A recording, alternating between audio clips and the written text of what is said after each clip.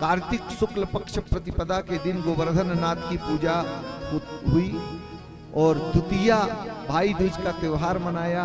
तृतीया से नवमी पर्यंत जो है इंद्र ने भयंकर बारिश की। दसवीं तिथि में एकांत पाकर इंद्र आते हैं और भगवान के पास स्तुति करते हैं, क्षमा याचना करते हैं। विशुद्ध सत्वं तव धाम शांतम तपोमयं ध्वस्त रजस्तमस्कम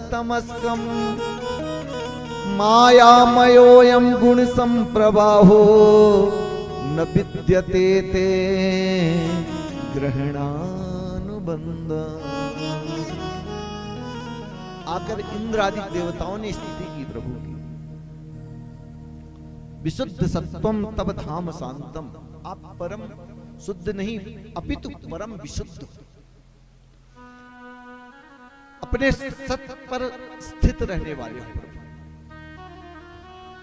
आप नारायण हैं, तमोगुण रजोगुण आपको छू भी नहीं सकता। ये तो हम संसारियों में होता है, प्रवृत्तियां भी तामसी रहती हैं, आहार भी तामसी रहता है, परंतु आप तो इससे परे हो। ये सारा त्रिगुणात्मक प्रपंच आपकी माया, आप जो चाहते हैं वही होता है। जीवों को बुद्धि प्रदाता भी आप ही हो, किसी को थोड़ी बुद्धि देते हो, किसी को ज्यादा देते हो। कोई भी बुद्धि के विहीन भी होता है, पागलों की तरह घूमता रहता है। हे प्रभु, मुझसे गलती हो गई, हमारे अपराधों को क्षमा करो। यह मेरा स्वभाव, मेरा अभिमान ही आपकी परीक्षा के लिए हमको प्रेरित किया। मैं आपको पहचान नहीं पाया। अंत में प्रभु ने इंद्र को क्षमा किया है। सुरभि गाय के माध्यम से आकर के गोविंद का अभिषेक किया। आज भगवान कृष्ण का एक नाम पड़ा गोविंद।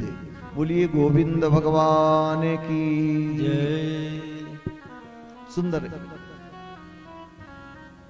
परीक्षित ने प्रश्न किया, जब ब्रह्मा बाबा ने परीक्षा इसी तरह ली तो ब्रह्मा जी को माफ नहीं किया, इंद्र को क्यों कर दिया? बोले ब्रह्मा जी ने तो भगवान के सहचरों को 1 वर्ष के लिए दूर कर दिया था, इसीलिए माफ नहीं किया, और इंद्र ने जो दूर भी थे उनको नजदीक कर दिया, इसीलिए इंद्र के गुनाहों को क्षमा कर दिया। यद्यपि इंद्र का गुनाह ब्रह्मा जी से ज्यादा था, फिर भी प्रभु ने क्षमा किया। भगवान नारायण कहते हैं, दसवीं के दिन यह इंद्र ने स्तुति की। एकादशी आई, एकादशी के दिन नंद बाबा एकादशी का व्रत रखते हैं। एकादश्याम निराहारः समभ्यर्च्य जनार्दनम स्नातुं नंदस्तु कालिंद्या द्वादश्याम जलमाविशत। एकादशी को नंद बाबा व्रत रखते हैं। एकादशी का व्रत हर किसी को रखना चाहिए।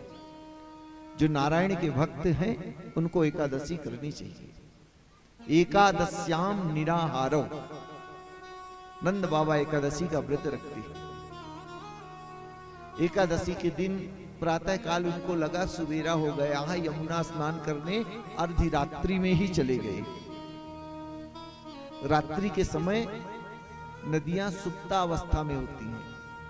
12 से 3 बजे तक रात्रि में किसी भी तीर्थ, पवित्र तीर्थ पर स्नान नहीं करना चाहिए। दूसरा, कभी नदी तालाब में स्नान करें, ऊपर के जल को हाथ से हटा दें। क्यों? क्योंकि नदियों को श्राप लगा। इंद्र को जब ब्रह्म हत्या लगी, वृत्तासुर का वध किया, तो 4 भागों में उन्होंने अपने श्राप को बांटा था। वृक्ष को दिया, वृक्षों ने पूछा हम तो ब्रह्म हत्या ले लें, इसके बदले में मुझको क्या दोगे? बोले अपने आप काटने के बाद भी तुम्हारी शाखाएं प्रफुल्लित होती रही। वृक्षों को ब्रह्म हत्या लगी थी, इंद्र के द्वारा बांटी हुई। दूसरी ब्रह्म हत्या पृथ्वी को दी। पृथ्वी बोली मैं क्यों लूं, अरे ब्राह्मण की हत्या तुमने की है तो मैं क्यों लूं। इंद्र ने कहा देवी ले लो, थोड़ा भार उतर जाएगा, इसके बदले में मैं कुछ तुमको दूंगा। क्या दोगी? बोले बारिश के समय यदि तुम्हारी भूमि बहने के कारण बड़े बड़े गड्ढे हो जाएंगे तो पुनः भर जाएंगे। ऊसर जमीन के रूप में, कभी कभी बीज डालते हैं ऊसर जमीन, जहां पर अनाज भी नहीं उगती, आज भी ऊसर के रूप में जमीन रहती है, लेकिन प्रताप है पृथ्वी खोदने के बाद पुनः अपना वास्तविक स्वरूप ग्रहण कर। तीसरा जल को दिया झाग के रूप में, इसीलिए कभी भी नदियां तीर्थों में स्नान करें ऊपर के जल को हटा दें। चौथा स्त्रियों ने लिया रजो धर्म के माध्यम से। तो 4 जगह इंद्र ने ब्रह्म हत्या बांटी। आज एकादशी तिथि थी, इंद्रादिक देवता स्नान करने, नंद बाबा स्नान करने के लिए यमुना पुलिन पर जाते हैं रात्रि के समय 12 से 3 के बीच में। यद्यपि ये समय स्नान नहीं करना चाहिए तीर्थों में, पर नंद बाबा को लगा प्रातः काल हो गई है, ब्रह्म वेला हो गई है, जाके स्नान कर लूं, एकादशी है, थोड़ा भगवान गोविंद का नाम लेंगे। जैसे ही डुबकी मारी तो जल के जो अधिष्ठात्र देवता हैं भगवान वरुण अपने लोक नंद बाबा को ले गए बांध के रस्सियों से। वरुण जी ने आदेश दिया, इतने रात्रि के समय स्नान करने की धृष्टता की है, इसीलिए इनको कारागार में डाल। प्रातः काल सब जब नंद बाबा को ढूंढने लगे, कहीं नहीं दिखे, ब्रजवासियों से प्रभु ने पूछा नंद बाबा कहां गए? बोले गंगा यमुना स्नान करने तो गए थे, इसके बाद कहीं दिखे नहीं। प्रभु ने उस यमुना कालिंदी में डुबकी लगाई और सीधे परीक्षित वरुण लोक पहुंच गए। जैसे वरुण ने देखा प्रभु आए हैं, बड़ा सत्कार किया। नंद बाबा चुपचाप बैठे देख रहे हैं, प्रभु आपका कैसे आगमन हुआ, हमको आदेश करते में पहुंच जाता। प्रभु बोलते हैं, हे वरुण जी, आपने अथवा आपके अनुचरों ने, सेवकों ने हमारे पिता नंद बाबा को अनजाने में शायद ले आए हैं, उन्हीं को लेने आया। जैसे ही वरुण ने सुना कि नंद बाबा प्रभु के पिता हैं, तुरंत उन्होंने कारागार से उनको छुड़वाया है, बंधनों से मुक्त किया है और प्रभु के चरणों में गिर पड़ते हैं। वरुण कि अजानता माम केन मूढ़े ना कार्य वेदिना आनी तो यम तब पिता तद भवान छंतु मरहसी। वरुण देवता क्षमा याचना मांगते हैं, अजानता माम केन, अनजाने में गलती हो गई है, प्रभु हमें क्षमा करो। ठीक है भैया, क्षमा करते हैं। नंद बाबा को लेकर के पुनः उस यमुना कालिंदी से प्रभु अपने आते हैं। सब ब्रजवासी यमुना के तट पर खड़े थे, प्रभु जाने लगे, पीछे पीछे नंद बाबा के ब्रजवासी पूछने लगे, बाबा कहां पहुंच गए थे?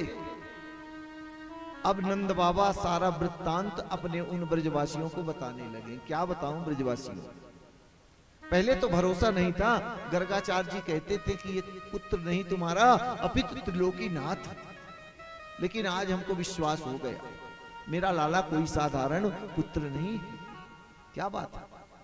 हाँ, मैं रात्रि में यमुना स्नान करने गया, न जाने कहां से 4-4 हाथ वाले दूत आए, मुझको बांध करके कौन से लोग ले गए, और न जाने हमारे लाला की कौन सी ऐसी रिश्तेदारी निकली कि उन लोगों ने जैसे लाला को देखा बड़ा मान सम्मान दिया। एक बात बोलूं ब्रजवासियों, बोलो बाबा, हो न हो गर्गाचार्य की बात असत्य है, क्योंकि इतने इतने वैभव संपन्न 4-4 हाथ वाले लाला की स्तुति कर रहे हैं, तो मेरा लाला साधारण व्यक्ति नहीं। अब ब्रजवासियों के मन में आ गया ये भगवान ही है, आज से पक्का विश्वास हो। एक ब्रज